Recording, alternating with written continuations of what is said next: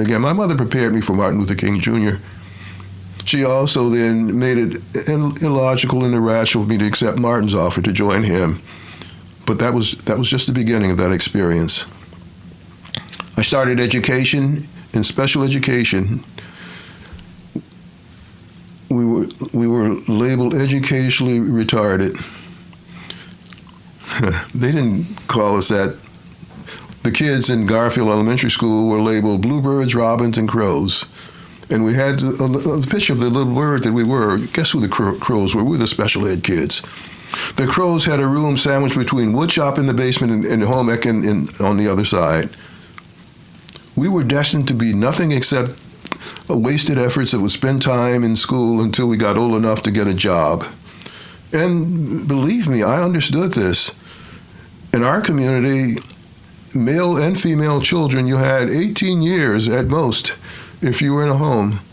And when you turned 18, you either had graduated from high school or not, but you were going to get out of the house and get a job. And if you didn't get out of the house, you're going to pay rent because people had to survive. Well, I was fortunate. No, I was blessed, to be honest. Special education. The special ed teacher somehow just liked me. Now, liking me was not an easy chore. I was such a delinquent till I organized a little gang. We controlled the east door of Garfield Elementary School, and all of the kids going in had to pay me 5 or 10 cents depending on what my needs were that week. And if they didn't, the big guys working for me would beat them up. I was a hoodlum.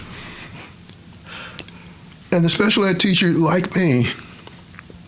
I guess she liked me because there was an attitude about me. If I didn't like something, I would say it, and if I couldn't win the argument, I'd just shut down and stop talking. I was her challenge. I remember her too. I remember the day that she asked me to stay after school. She said, "George, sometimes you do well in my class. You're active, you participate, and you're learning. Why don't you just really be a good student that you can be?" And I said to her, "Why should I? I'm poor. I'm on welfare. I get one pair of jeans a year and one pair of shoes and some socks. I live in a segregated neighborhood. Why should I get a good education? I'll get a job or something, but education, I don't need that." And she said, "It's true that you're poor. I can't do anything about that. It's true that you're black. I can't do anything about that either. It's true that you live in a racially segregated community, and I can't do anything about that. But you can do something about all of those things if you got a degree. First a diploma and then a degree." She knew George Henderson. I responded, "Yeah, sure, tough stuff." And she said, she knew how to trigger me, "I'm not too sure you can do any better. You want to get George, did you tell him what he can't do?" Yeah. She pushed my button and I said, "I can." Then she says, "No, I've given up on you." And I followed her out the door, says, "Please, please." And says, "Okay." She took me home to my mother. Never forget that either. She said, "Mrs. Henderson, George and I had a conversation and he's going to try to be a better student." And my mother cried and she said, "Thank you, Lord." I can still hear, "Thank you, Lord." Because my mother always wanted me to go to college, Tuskegee. She grew up near Tuskegee. She didn't know what a college was. My mother had the equivalent of a 6th or 7th grade education, but she wanted me to go to Tuskegee to get a good education.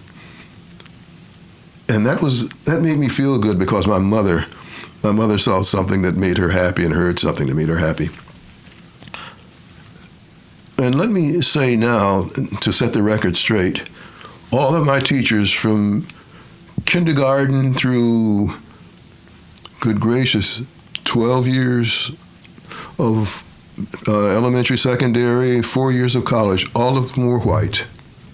So the good, the bad, and the ugly were white people.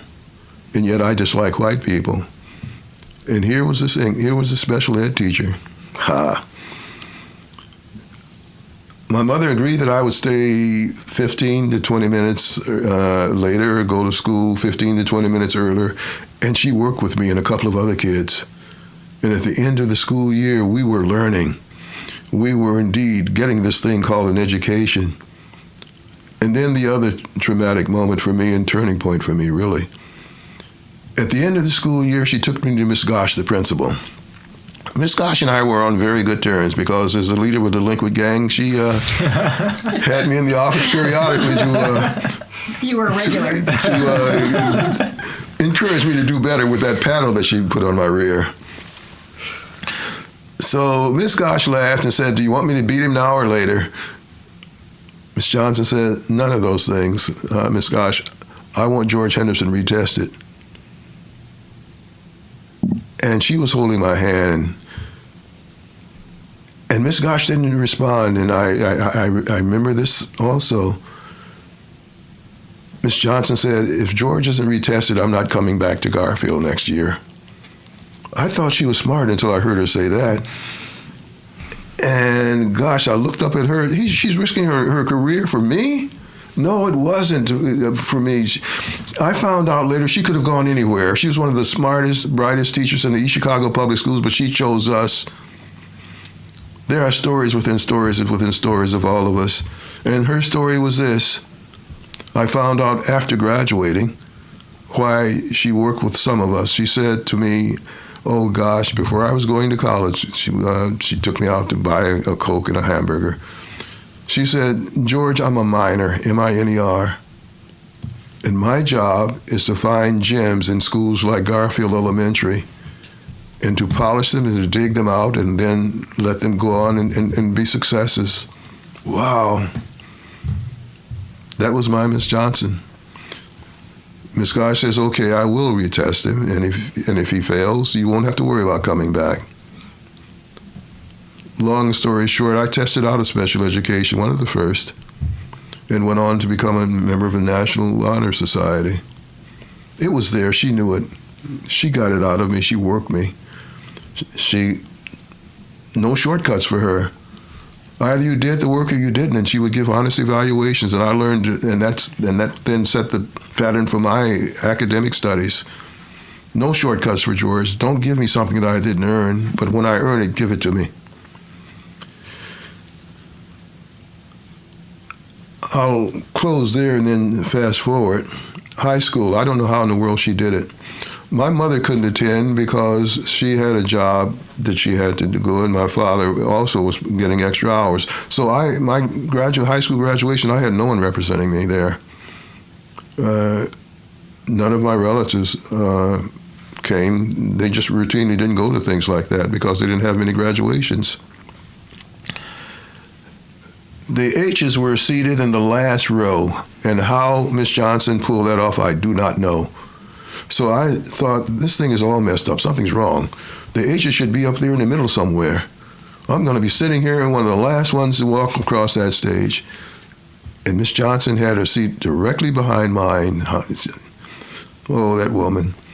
And just before Henderson, George, was called, she kneeled over behind me and she whispered in my ear, "This little light of mine, now it's time for him to shine. Go shine, George."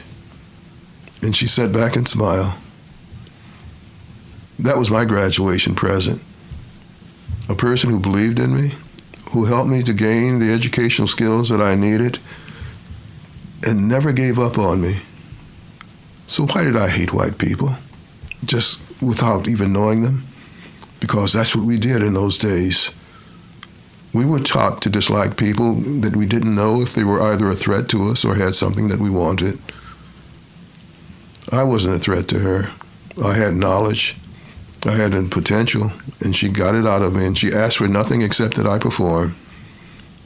But why did I hate white people? Because that was how I survived, I was told. I could have survived another way. My mother told me a long time ago, you don't have to fight people to make friends, George. But it would take me many years to understand that. This episode is presented by the Oklahoma Hall of Fame, sharing Oklahoma stories through its people since 1929. They do a fantastic job, and it's an honor to be partnered with them. So please go follow them on Instagram at Oklahoma Hall of Fame, and then for anything, their events, go to their website, www.oklahomahalloffame.com. Thanks for listening, and part 2 is coming next week. Cheers.